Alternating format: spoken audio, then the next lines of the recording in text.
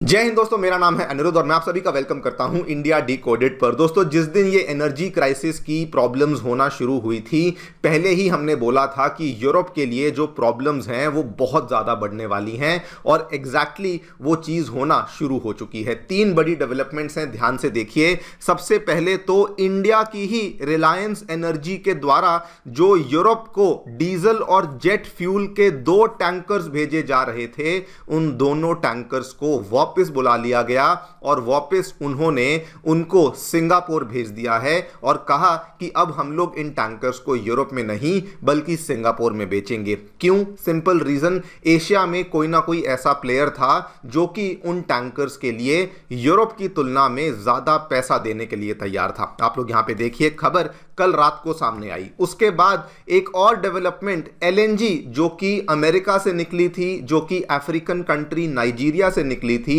वो वाली एलएनजी जो कि यूरोप के फ्रांस और जर्मनी में जाने वाली थी, वो वाली एलएनजी वहां से डाइवर्ट हो गई एंड वो भी एशिया में आना शुरू हो गई। बिकॉज यहां पर केस इन पॉइंट क्या हुआ, जापान के द्वारा उसी एलएनजी टैंकर को थोड़े से पैसे और दे दिए गए और एलएनजी टैंकर के ओनर ने कहा ठीक है, अब हम लोग ये वाली एलएनजी को यूरोप में नहीं बल्कि जापान में जाकर के बेचेंगे। इसका तो बल्कि जो रूट है वो भी सामने आया है। आप यहां पे देखिए, अफ्रीका के कोस्ट से ये वाला टैंकर निकला, इस तरीके से इसने रास्ता बनाया हुआ था। ये ऊपर नॉर्थ में जाकर के बेसिकली फ्रांस या जर्मनी जाने वाला था, लेकिन अब आप देखिए इसने अपने रास्ते को डाइवर्ट कर लिया और अब ये टैंकर वहां से जापान के लिए निकल चुका है। इतना ही नहीं, इसके बाद दोस्तों रशिया के जो डिप्टी प्राइम मिनिस्टर हैं अलेक्जेंडर नोवाक, इनके द्वारा कल एक प्रेस कॉन्फ्रेंस में यहां पे कहा गया कि अब हम भी पहले तो रशिया की तरफ जाने वाली एलएनजी को कट करेंगे और उसके बाद हम लोग वही वाली एलएनजी को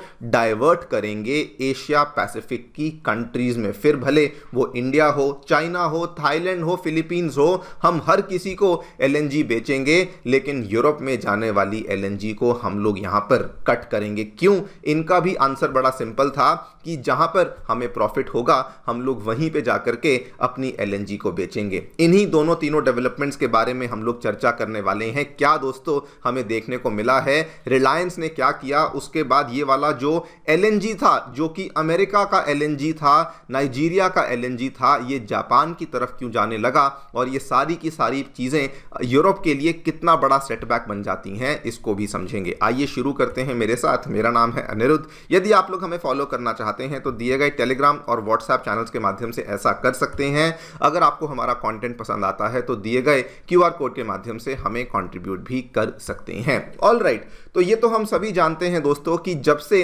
ये एनर्जी क्राइसिस शुरू हुई है, खास रूप से वेस्ट एशिया के कई सारे रास्ते बंद हो चुके हैं। उसके बाद से अप्रोक्सीमेटली 20% ऑफ ग्लोबल ऑयल और एलएनजी ट्रेड जो है वो एक तरीके से डिसरप्ट हो चुकी है और इसका सबसे बड़ा इंपैक्ट जो है वो यूरोप के ऊपर आना शुरू भी हो चुका है। जिस दिन ये यहाँ पे टेंशन शुरू हुई थी, उसी दिन कतर ने बोल दिया था कि हमारी तरफ से एलएनजी की प्रोडक्शन को हॉल्ट किया जाता है।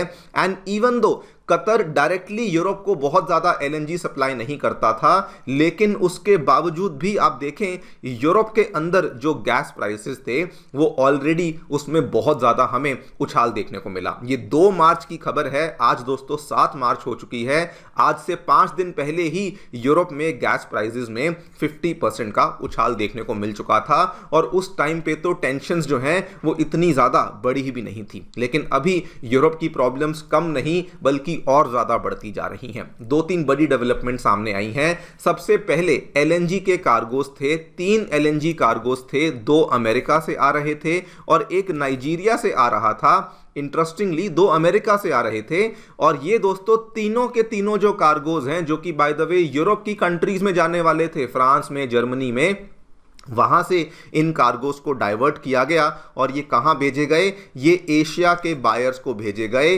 एंड अब ये वहां पे बेचे जा रहे हैं। इसके पीछे का सबसे बड़ा रीजन क्या है? One word answer is profit. यहां पर दोस्तों क्या हुआ, आपको एग्जैक्टली केस इन पॉइंट बताता हूं। एक कार्गो जो कि यूरोप जाने वाला था, जापान की किसी कंपनी ने उन्हें अप्रोच किया और कहा कि हम लोग आपको पर मिलियन BTU के हिसाब से केवल $4 और देने के लिए तैयार हैं। अब ये जो जापान ने कहा कि केवल $4 हम लोग और देने के लिए तैयार हैं, इसके मायने आपको बताता हूं। आज के टाइम पे जो मॉडर्न LNG टैंकर होता है, ये अप्रॉक्सीमेटली 3.74 मिलियन BTU के आसपास एक हमें LNG टैंकर में देखने को मिलता है। अगर जापान केवल $4 भी पर मिलियन ब्रिटिश BTU के आसपास आपको यहां पर देता है, इसका मतलब जो एक्स्ट्रा प्रॉफिट है उस पर्टिकुलर LNG टैंकर के लिए, ये सिंपल मैथमेटिक्स है, 3.74 को $4 से मल्टीप्लाई कर लीजिए, मतलब कि $15 मिलियन के आसपास का बेनिफिट उस LNG टैंकर को होने वाला है। यानी कि बहुत ही सिंपल भाषा में आपको बताऊं, इस पर्टिकुलर टेंशंस में जापान ने बड़ी इजीली यूरोप को आउटबिड कर दिया और जो गैस चुपचाप यूरोप जाने वाली थी, जापान ने उसमें इंटरवीन किया एंड अब उस पर्टिकुलर गैस को जापान की तरफ भेजा जा रहा है। This is not the only story जो हमें देखने को मिली। इंडिया के द्वारा भी यूरोप को बहुत बड़ा झटका दिया गया। हमारी रिलायंस इंडस्ट्रीज जो कि इंडिया की लार्जेस्ट प्राइवेट रिफाइनरीज को रन करती है एंड जो कि बहुत बड़े लेवल पे एक्सपोर्ट यूरोप में करती है, डीजल का एक्सपोर्ट करती है, एविएशन फ्यूल का एक्सपोर्ट करती है, इनके द्वारा भी कुछ ऐसा ही किया गया। 2 फ्यूल टैंकर्स थे दोस्तों जो कि ओरिजिनली यूरोप की तरफ जाने वाले थे, उनकी डेस्टिनेशन में यूरोप लिखा हुआ था, लेकिन इन्होंने उन टैंकर्स को वापस बुला लिया और कहा कि आपको नहीं, हम तो जी इन टैंकर्स को एशिया के किसी प्लेयर को बेचेंगे। उन टैंकर्स के बारे में आपको बता दूं, पहला टैंकर उसका नाम था एडवांटेज लाइफ। उस पर्टिकुलर टैंकर के अंदर लगभग 1 लाख मेट्रिक टन के आसपास का डीजल था जो कि रिलायंस की जामनगर रिफाइनरी से लोड किया गया था, जो कि पहले यूरोप जाने वाला था, लेकिन अभी उसका स्टेटस देखें, it is currently bound for Singapore. दूसरा नेविग 8 ऑनर जिसके अंदर 75,000 टन ऑफ जेट फ्यूल था, ये लगभग 6 लाख बैरल्स के आसपास का जेट फ्यूल था, जो कि initially west of Suez markets मतलब कि यूरोप जाने वाला था, उसको भी वापस भेज दिया गया है और ये साउथ ईस्ट एशिया जा रहा है। Simple answer, again one word answer is profit, क्योंकि कोई ना कोई प्लेयर एशिया में ऐसा था जो कि इसी फ्यूल के लिए थोड़ा सा ज़्यादा पैसा देने के लिए तैयार था एंड ऑब्वियसली इन लोगों ने सोचा कि ठीक है, हम लोग उसी को बेचेंगे जहां पे हमें मुनाफा होगा। अगेन जो दोस्तों यहां पे सेम ट्रेंड देखने को मिला कि बेसिकली एशियन मार्केट्स के द्वारा वंस अगेन यूरोप को आउट बिड कर दिया गया। इसको आप ऐसे भी देख सकते हैं कि फिलहाल जो यहाँ पे टेंशन्स चल रही हैं, ठीक है यूरोप के अंदर बहुत हाई डिमांड थी, ठीक है यूरोप बहुत बड़ा प्लेयर था, लेकिन एशिया की जो बड़ी बड़ी इकोनॉमीज हैं, अगर आप इन सबको कंबाइन कर दें, China, India, Japan, South Korea, ये टुगेदर दुनिया का largest energy importing region form करती हैं एंड इसीलिए अब ये वाली जो कंट्रीज हैं ये थोड़ा बहुत प्रॉफिट भी यहां पर थोड़ा बहुत एक्स्ट्रा प्रीमियम भी देने के लिए तैयार हैं और इसीलिए LNG टैंकर्स हुए, डीजल टैंकर्स हुए, जेट फ्यूल टैंकर्स हुए, ये यूरोप की बजाय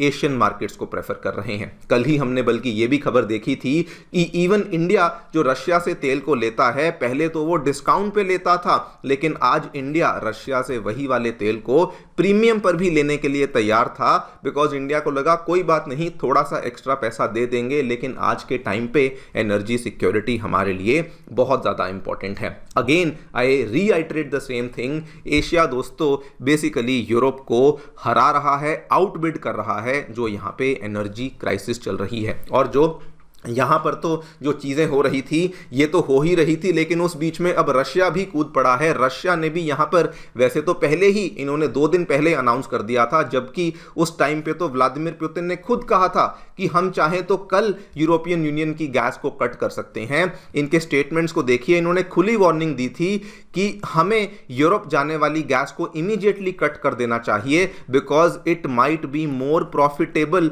टू सेल इट एल्सवेयर। उन्होंने बल्कि ये भी कहा कि हम आपके बैन्स का वेट क्यों करें, आप हमारे ऊपर बैन लगाने वाले थे, हम उसका वेट क्यों करें जब हमारे पास तो और बहुत सारे बायर्स हैं जो कि हमारी एलएनजी और ऑयल को खरीदना चाहते हैं। और आज दोस्तों वंस अगेन रशिया के जो डिप्टी प्राइम मिनिस्टर हैं अलेक्जेंडर नोवाक, इन्होंने एक प्रेस कॉन्फ्रेंस में दो स्टेटमेंट्स दिए, दोनों एज इट इज आपको बताता हूं। इन्होंने कहा कि डोमेस्टिक एनर्जी कंपनीज जो हैं वो फिलहाल एक्सप्लोर कर रही हैं the possibility of redirecting Russian supplies of LNG from Europe to other markets. मतलब कि हमारी कंपनियां यूरोप में अब एलएनजी नहीं भेजेंगी, दूसरी मार्केट्स में भेजेंगी। उस चीज को लेकर पूरा स्टेटमेंट आपके सामने है। इन्होंने कहा without waiting for further instructions from Europe, हम उनके साथ लॉन्ग टर्म कॉन्ट्रैक्ट्स को कंक्लूड नहीं करेंगे, बल्कि हमारे पार्टनर्स जो हैं वो अब ऐसे एवेन्यूज को देख रहे हैं कि we are going to redirect the gas from Europe to other countries